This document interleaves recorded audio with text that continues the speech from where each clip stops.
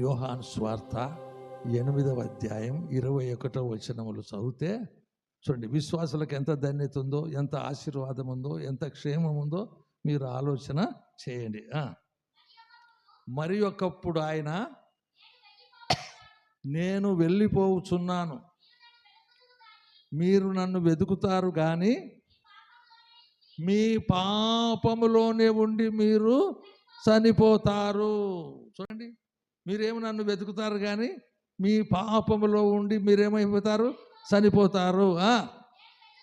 నేను వెళ్ళి చోటికి మీరు రాలేరని వారితో చెప్పాను. చూడండి, యేసు ప్రభువుని స్థలానికి పోతారా? ఇల్లుగా పోరు. ఏమన్నాడు?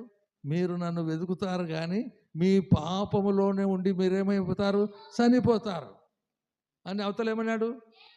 నేను వెళ్ళే పరలోకానికి మీరు రాలేరని చెప్తున్నాడు.